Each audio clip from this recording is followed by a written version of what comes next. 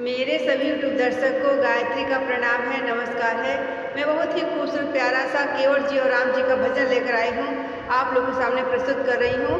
कृपया आप लोग मेरे भजन को जरूर सुनिएगा, फुल वॉच करिएगा, हो सके तो ज़्यादा ज़्यादा शेयर करिएगा। अपना प्यार आशीर्वाद बना रखे। बोलिए सिया रामचंद्र की जय हो। केवट ने कहा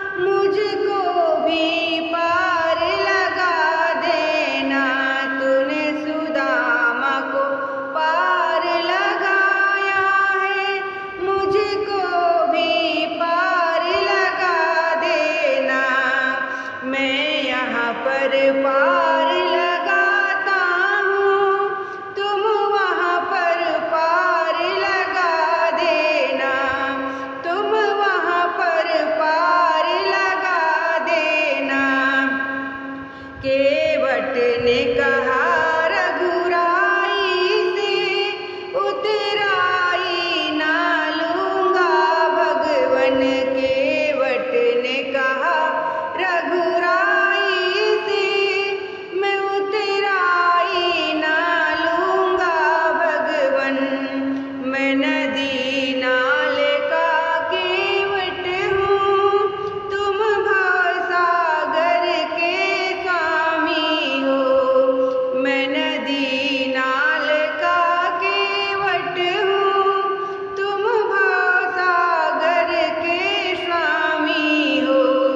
मैं यहाँ वहाँ पार लगाता हूँ, तुम वहाँ यहाँ पार लगाते हो, तुम वहाँ यहाँ पार लगाते हो। केवट